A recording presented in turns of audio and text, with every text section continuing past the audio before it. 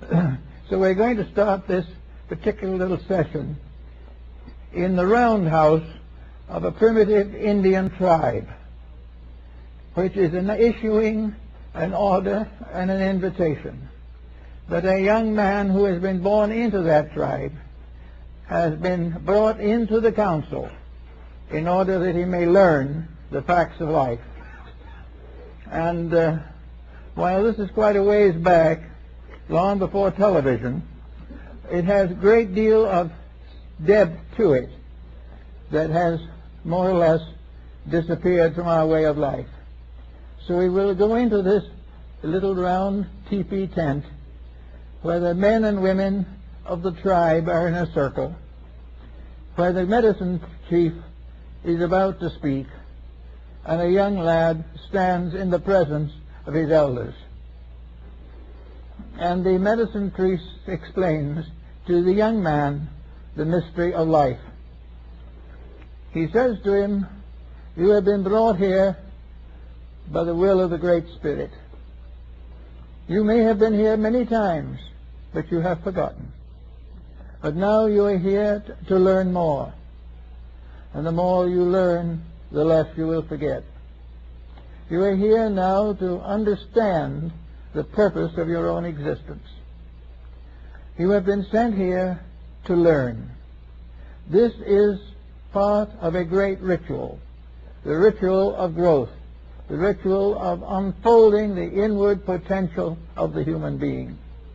You are a young man of the tribe. You have been born of one of our women. You have been nursed through your infancy and your childhood. You have been accepted by us, cared for us, and loved for us. Now you are going to have a second birth. You're going to be born out of our love into your own self-respect, into your own maturity, into the world that you belong to, or you wouldn't have come here." So here is the story as the way it is. Once upon a time, you were a spirit in the strange and mysterious lands of the Great One. You walked with the immortals and the eternals, and you were one with them.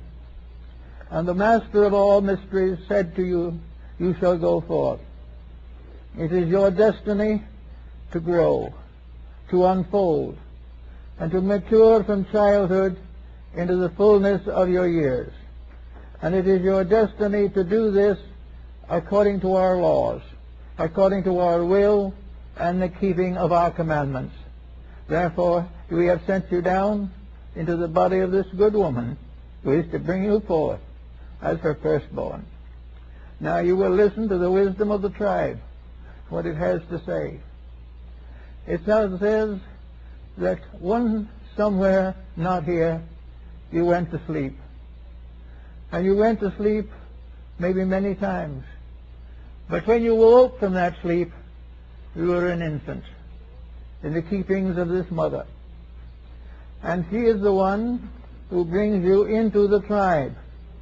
She is the one who makes you part of a great growing society. She is the one who must help you to learn the ways of wisdom. So when she brings you forth into a second womb, a second birth in time. And that second birth is this tent where we are now, where we as the elders are gathered, where we are now to instruct you in the ways of the olds and the greats and the truths, as it has been given unto us. For we are all one family. You are the child of all of us.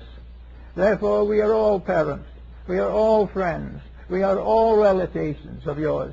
There is no stranger in this tent. Therefore now you will listen, and we will tell you. There is a law, a very ancient law, that says that there was a ladder, and this ladder was made of life. And on this ladder all kinds of living things were. There were birds, there were serpents, there were beasts of the field and butterflies of the air, fish of the sea. They were all on this ladder. And all forms grew up on this ladder, step by step, rung by rung, until finally they came to the dawn of their humanity. And in this humanity they fulfilled the pleasure, the will, and the wisdom of the Great Spirit. So now we are about to bring you into another birth, the birth into the tribe, the birth into human society. And this is a problem and a labor which you must consider. As you were 9 months preparing to come into this world, you are 21 years learning to live here. And when you have finished those 21 years, you will be a mature human being. And we will no longer care for you, but you will join with us to care for other children who will be coming after you. This is one family. It is called the human family. And there's nothing in it but brothers and sisters, mothers and fathers, sons and daughters. There are no strangers in this family. So now, as your new teachers, as those who take on after you are born, we tell you the way of life. We tell you what the Great Spirit tells us, and we trust Him always. First of all, you must keep open the road between here and the great sachems in the house in the sky. You must never do anything that closes your contact with the great source of good. You must never betray it. You must never transgress it. You must never ignore it. Because at all times from here on, your great strength comes from the fact that you are always able to reach out and touch reality. This is the thing you must learn. The next thing you must learn is that you are not here simply to grow. You are here to grow, to live, to help, to teach, and to contribute to the growth of all other living things. For all the other little creatures in this world are your younger brothers and sisters, and you must take care of them to the best of your ability. Now, there are things you cannot do, that we know, but there are many things you can do, and some of these you must do. So now we bring to the point where you are no longer a child. You are no longer simply tied by an umbilical cord to your mother, but you are tied by an umbilical cord to this house and all who dwell in it, because they are part of your family, part of yourself, and you would not be here were it not for them.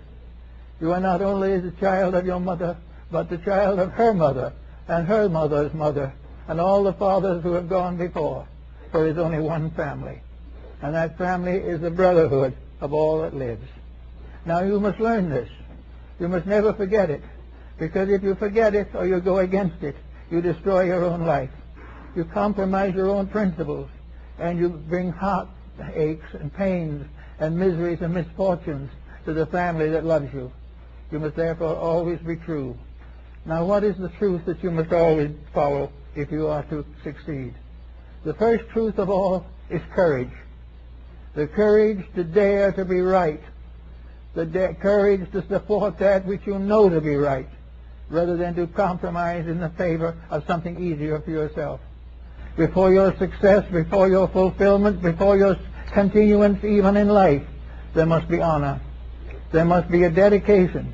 You must do nothing in the midst of the night or in the darkness of misery that is against the will of the Great Spirit. The Great Spirit's will is supreme. And after you have come down to the understanding that there must be no compromise between good and evil, then you may say, what is evil? Evil is compromise. It is the individual trying to be greater than the Great Spirit. And when he disobeys the Great Spirit, he cuts the thread between himself and the eternal life. Now it is also true that you must have your own inner spiritual contact with truth. As the medicine priest of this tribe, I carry the gate and I open the door into the mysteries of the great medicine lodge in the sky, where the sachems and the great ones dwell in constant and eternal meditation, contemplating upon the mysteries of the world. So we now have to know how to reach these people. So I will tell you.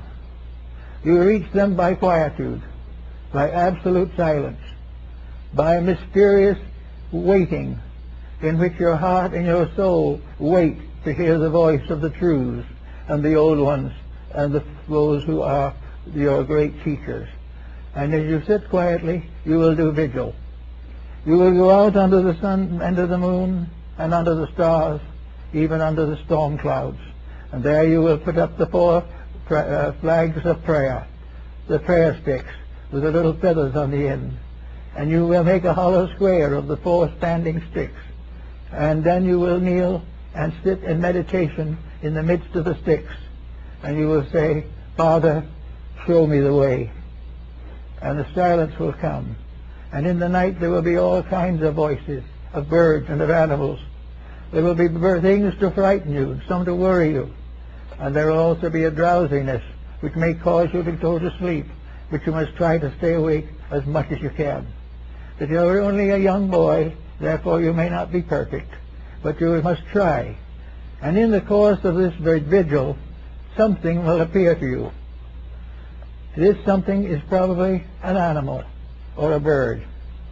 And this creature will come to you and will say, I am your brother. Therefore, I am your companion. I am the one who walks with you throughout this life. I am an alter ego, here to help you and protect you. I cannot live your life. I cannot interfere with it because I am not a human being. Therefore, I can only be there like a faithful servant or a faithful brother. But I will be there always as long as you live, to help you. And in trouble, in tragedy, in worry, in fear, and sickness, you may pray to me, and I will hear your words. Now, if in this darkness and misery and mystery of the great silence of the vigil, there shall appear the thunderbird, the great bird of glory in the sky with wings of bronze and feathers of gold. This great creature will come, and if this creature comes and stands before you in all its splendor, then you are to be a priest. You are then dedicated to the service of the great lodge in the sky. And that thunderbird will be with you throughout life. And the thunderbird, or your sachem, whichever it may be, will give you also your death song. For before an Indian dies, he must sing the song that tells that he accepts all things without question and without doubt, and he offers up his life to the will of the Great Spirit.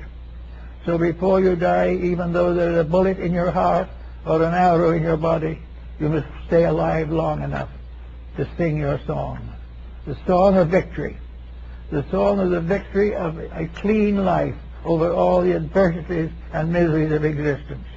And you will go forth and return to the great lodge in the sky from which you came. And you will see these sachems sitting by the great campfires, which we call the stars.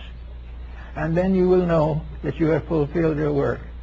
In the meantime, you will be here, and maybe you will have long life, many years. But the next thing you must do is to prepare to be one of the living fathers of your house.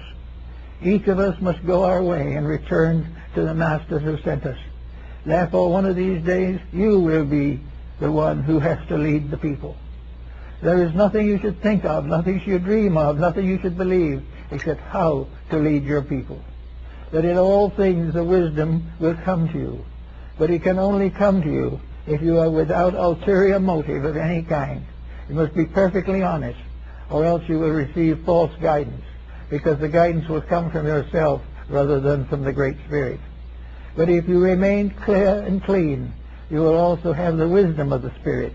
You will find that the Great Spirit will talk to you in an emergency, will tell you the way to help to heal the sick, and help to comfort the dying, and how to win against the terrors and sorrows of mortal existence.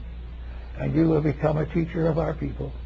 And you will realize that everyone who comes into the world, of any race, of any kind, each one is a potential teacher of his people. For each by example must lead the way. Each by service must prove the dedication. Each by sacrifice must fulfill the purpose of his own existence. To this there is no escape, and those who try to escape will only find a great silence, a great darkness coming over them. In the meantime, there are things for you to learn. We will entrust to you the wisdom of our people. We will tell you the secrets of the healings. We will tell you where the buffalo are. We will tell you when the storms come. We will give all the knowledge that we can. And we will tell you when other little ones are going to come into the world, said to be with you and to become your children, regardless of who their physical parents are. Because in the tribe, there is only one family. All family is bound together by a great secret mystic